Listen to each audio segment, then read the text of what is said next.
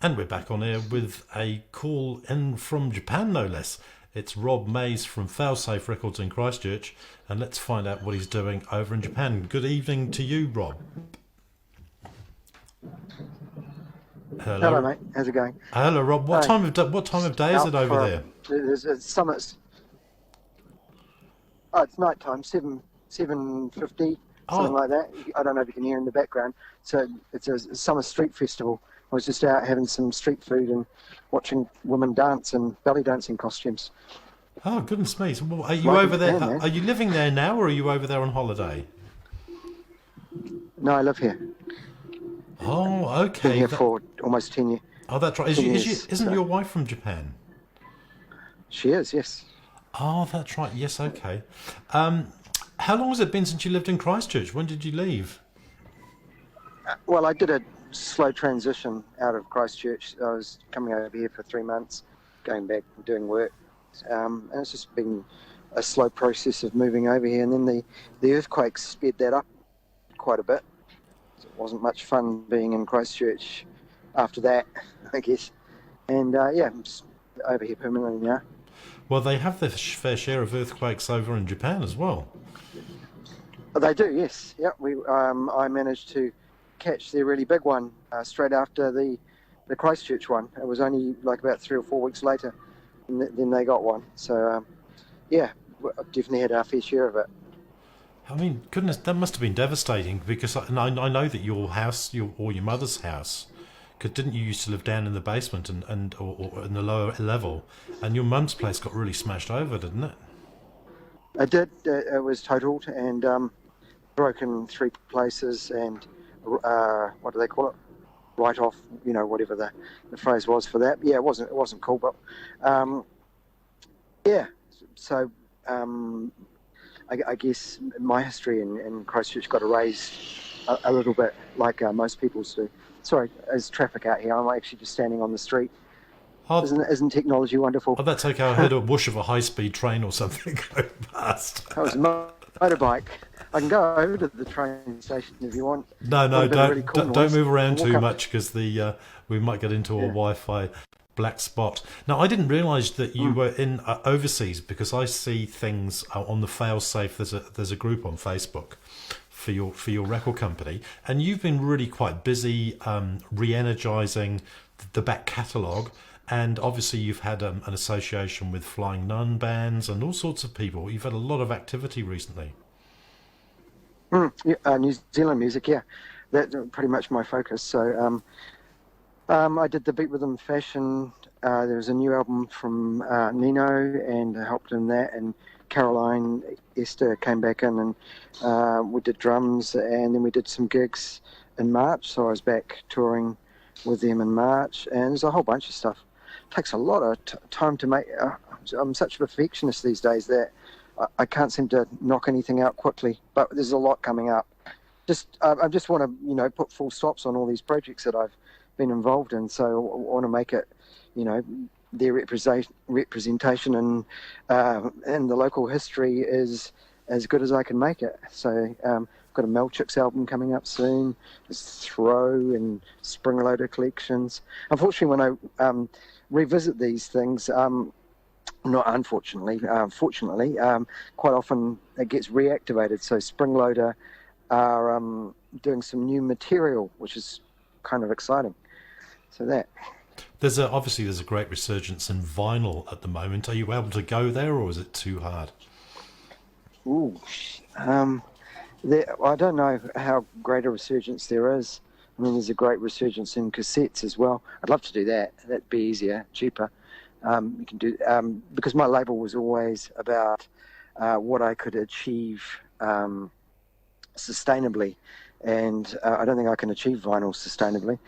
It's expensive, hard to manage, difficult to post. Most of my stuff is done via email these days internationally. Mm-hmm. The biggest market for Failsafe, the biggest interest is New Zealanders overseas mostly, or European, American music fans, power pop fans, things like that, and they're always looking for new stuff that they haven't heard, and they probably haven't heard stuff from New Zealand. It's the the furthest outreach there. So when they do discover my label, they're like blown away by it. I didn't know there's so much cool stuff there. You kept it a big secret. It's like, well, I try not to keep it a secret, but we are kind of out on the edge of the world still, even with the internet. I've got on the line Rob Mays from Failsafe Records. He's now living over in Japan. I hope your archive is in better state than the one at Universal. Well, it hasn't burnt to the ground yet. I haven't checked in the last 10 minutes. No, I just wondered if you lost much in the earthquake or whether you were able to sort of save it all. A lot of stock got water damaged, but that was okay because it's CD stock and it just wipes off. But not my archive of recordings. That all got digitized, and it's on. Like, it used to be multiple cardboard boxes full of stuff, and now it's one little 3-inch by 4-inch hard drive. So everything fits on that. Once you kind of wrap things up here in New Zealand, was a lot of your gear basically obsolete anyway? Gear? What do you mean? Guitars? No, your recording gear, your desk, tape decks. I had moved on from that. I keep on top of technology, so it was all computer recording anyway, and I've still got all of that. Although, the recording system I bought in 2001 or something is obsolete now. It's been replaced. I couldn't even keep it running. It was like a Pro Tools rig, full HD thing, but it was $40,000 when I bought it, and it was $200 when I had to update it. So they're not designed to last forever, unfortunately. So I'm not sure of that. What was the question? I just wondered if it was like a serendipitous that you were going, and it was a great opportunity for you to upgrade with new technology. And where better to go than Japan to do that? No, well, it all fitted in a suitcase anyway, so it wasn't really. I got rid of the mic stands and cables and just, kept a few choice mics and things. But most of what I'm doing is restoration work, which all happens in a black box on a computer. So it all fits on a laptop now. That's what I work on all day. And I've got studio monitors and a subwoofer, enough to annoy a neighbour. That's all I need to do what I'm doing.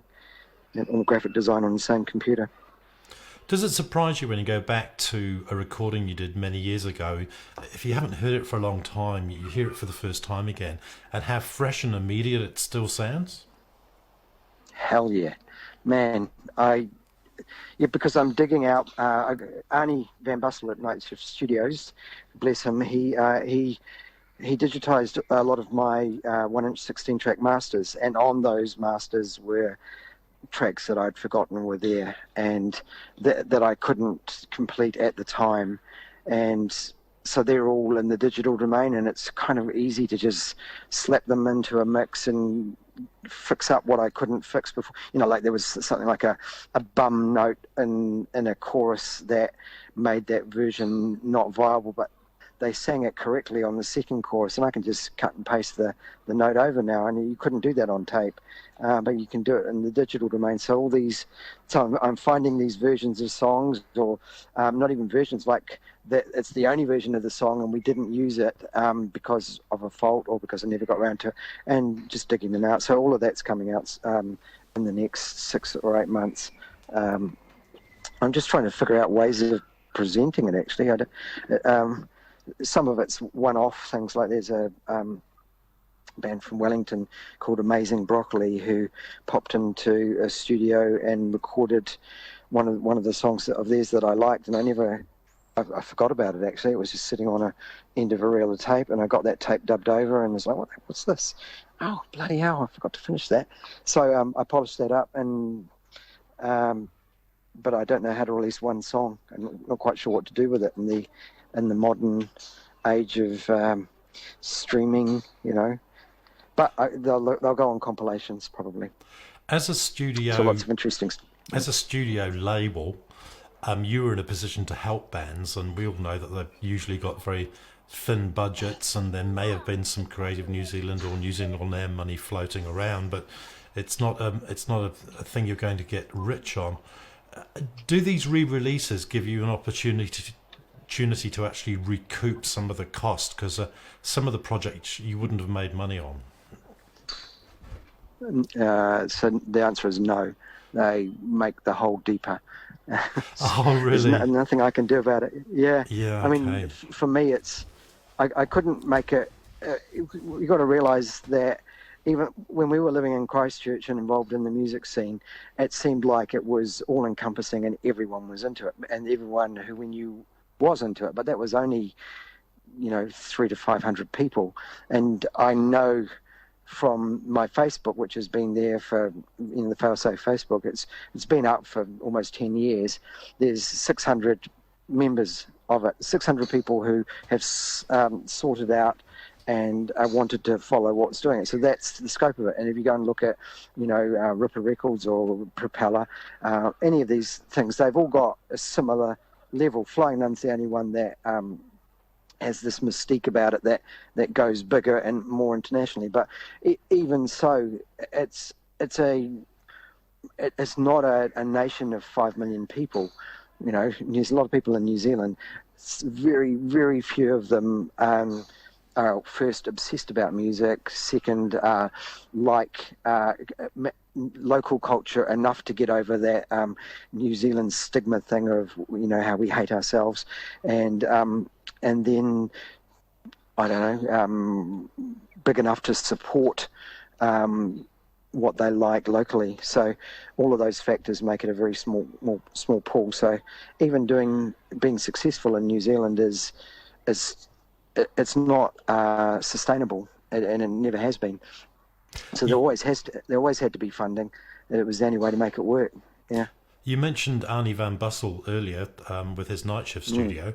What's your relationship with Roger Shepard like? Because the two of you, basically, and Arnie, basically did all of the South Island recordings. So tell us a bit about Roger. Well, I did stuff at Flying Nun when they were around, and go up there and fold 7-inch covers and stick them down with glue. And I used to do a radio show on RDU, and they'd give me records to play, and we were quite good friends. I mean, and our friends because of our obsession with local music. That was I didn't go out drinking with them or anything, or we just talk about music when we get together. So I caught up with him a few years back when he came back from the UK, and we had a chat, and we were talking about doing projects. But everything I'm really excited about, still the reality is that it can't justify its cost of doing it. There has to be someone doing it for nothing to make it happen. And then it'll go out to maybe 30, 50, 100 people who will channel some money back into it, so that it's not a complete non-sustainable thing. There's at least something coming back, but that dies off as people get into streaming and stuff like that. And then so it's got to the stage where I can't justify doing much more of it, which is why I'm wrapping it up this year. As I can say, all right, I'll give it this year, and then I do have to get on with making sure I'm not homeless on the street when I get my pension, or whatever happens then. So what's next for Rob Mays? There are some transferable skills there. What do you mean? Well, from your job. Well, exactly. You've had this career. I don't do Failsafe for a day job. Yeah, it's not my day job. It never has been. Oh, really? My day job. I don't make any money from it. It's how I spend my wages. It's not how I make them. Oh, okay. Yeah, it's a hobby, and I think the same thing for Roger. I don't think it was ever. We were going, you're making so much money off it. But if you saw the budget of a project, you would realise there's, I don't know, $200 or $300 at the end of a record, maybe something like that. There just isn't. There isn't that profit margin. There is when you're Taylor Swift, because they're working in multi-million units of sales. But for the stuff that we're doing, we're talking. We're doing well if we do 300, 500.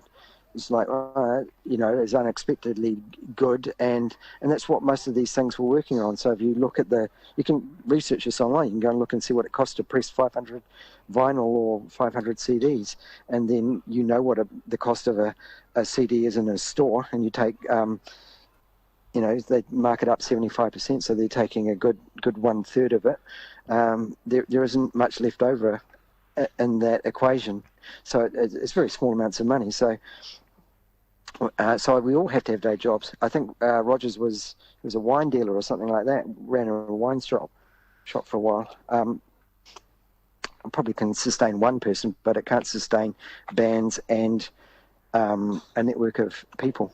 It's a bit more complicated than that, I think. What do you my day do? job? I'm a recording film for sound for film. Sorry, not film for sound. I stand on a film set and record their sound. Okay, the sound operator. Yeah, that. Yeah. I hope you're not holding the boom up all bloody day, because that's exhausting. No, I try not to do that one. I don't like that. You get the youngsters in for that. Yeah, exactly. Well, yeah. So I'm not getting any younger, but I managed sound on a film set, not film sets, normally interviews and documentaries, but just do a bit of that, and occasionally I record bands here with my film recording gear. It does 16 channels of recording, so you can go to a live gig, plug into the desk, or plug into a practice room and record some bits and pieces. But it's the same industry. I only know how to do one thing. Oh, so you'll take 16 channels of audio via USB into a recorder, shoot it, and do a bit of a post mix afterwards. Worse than that, I just put the mics on the band normally, and don't come out of the USB thing. I just go straight into my recorder. Oh, okay. Yeah. I'm old school. I don't even know how to make those discs work.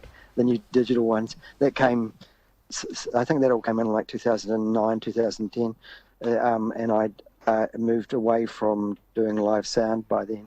I was living in Japan more, so I didn't really get to know those desks. So I'm a little bit analog, a little bit, just the front end.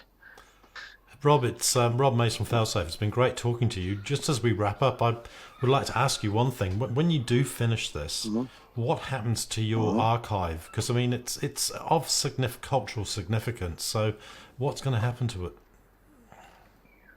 Well, theoretically, you'll all have it by the time. That's the end goal, is to pick out the bits that are important and then make it available. I've been trying to keep everything available. There's a Failsafe Records website which has got a list of everything I've released, and it's all still available if people want it. I'm not trying to sell it. I'm trying to make sure that it stays around. That's the objective. I mean, I'm not trying to not sell it, but I'm trying to. I'm not pimping it. I'm not doing ads on radio and TV to try and make hit records. I'm trying to put down for the permanent record what happened in this space, that community, mostly the Christchurch alternative rock community. And so I just limit it to capturing that and recording the history of that. And that's the aim of what I've been trying to do. But, that it's associated with rock music is that whole make a hit, which is what the New Zealand on-air people got obsessed with. We need radio hits. And well, no, I'm kind of more interested in culture, local culture, music culture, capturing that. I don't think a song's worth evaporates after 3 months. I think it lasts for the lifetime of the people that hear it. That it moves. It stays in your memory, and then you come back to it 30 years later and go, that was a good song. I remember when I first heard that. I was at the Gladstone, remember that night that dude spilled a beer on me or whatever. That's what culture is to me. Well, Rob Mays from Japan, thank you very much for your contribution to the program tonight, and our best wishes for your next career move. Excellent. What radio station are we on? You guys didn't even tell me. Well, the producers, when they contacted you, this is actually a live Facebook streaming talkback program. Oh, nice. called Wow. After Dark, and this is the After fifth. Dark, nice. This is the 5th or 6th show of it, and what we'll do is once we've edited this segment, because we chop it all up, we'll make sure that we send you the link so that you can check it out. I'll flick it on my Facebook page. Absolutely. It's very circular. Okay, mate. That's Good one. the idea. Have a good night. Cheers, Rob. Bye-bye.